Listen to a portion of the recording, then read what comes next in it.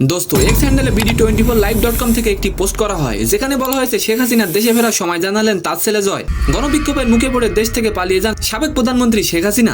দোস্ত অন্যদিকে ডক্টর মোহাম্মদ ইউনূস বাংলাদেশের প্রধান উপদেষ্টা হয় মুকেশ আম্বানি এবং তার স্ত্রী নীতা আম্বানির একটি ভিডিও বর্তমানে নেট দুনিয়ায় ভাইরাল হয়েছে। Professor Yunus, it's an absolute honor for Mukesh and me of the 10th anniversary celebrations of your Nobel Peace Prize. সালাম নমস্কার দোস্ত। 5ই আগস্ট 2024 কোটা সংস্কার আন্দোলনে গণবিক্ষোভের বুড়ে দেশ ছেড়ে পালিয়েছেন সাবেক প্রধানমন্ত্রী শেখ হাসিনা। দোস্ত হাসিনার ছেলে জয় বলছেন তার মা শেখ হাসিনা নাকি আবারও দেশে ফিরবেন। বর্তমানে শেখ হাসিনা ভারতে অবস্থান করছে। যুক্তরাজ্য এবং যুক্তরাষ্ট্রে যাওয়ার জন্য তিনি অ্যাপ্লাই করেছিলেন কিন্তু সেটিও বাতিল হয়ে গেছে। সজীব ওয়াজেদ জয় বার্তা সংস্থা পিটিআইকে বলেন যখন বাংলাদেশে আবার গণতন্ত্র পুনঃপ্রতিষ্ঠিত হবে তখনই নাকি শেখ হাসিনা দেশে ফিরবেন।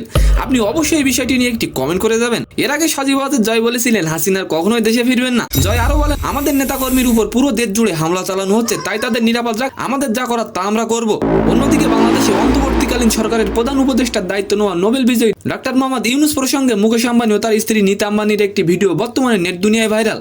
এই ভিডিওতে দেখা যাচ্ছে ডক্টর ইউনূস নোবেল পুরস্কার পাওয়ার 10 বছর পূর্তি শুভেচ্ছা জানাচ্ছেন তারা। দীর্ঘ 7 বছর আগের এই ভিডিওটি বর্তমানে সোশ্যাল মিডিয়ায় ভাইরাল। নীতা আম্বানি আরো বলেন আপনার গ্রামীণ ব্যাংক বিশ্বের মিলিয়ন মিলিয়ন মানুষের জীবনের পরিবর্তন নিয়ে এসেছে, আপনাকে অনেক ধন্যবাদ স্যার। তো সম্মানিত দর্শক, আজকের ভিডিওটি কেমন লাগলো অবশ্যই কমেন্ট বক্সে জানাবেন। আর ভিডিওটি যদি ভালো লাগে অবশ্যই একটি লাইক দিয়ে আমাদের চ্যানেলটিকে সাবস্ক্রাইব করে দিবেন। ধন্যবাদ।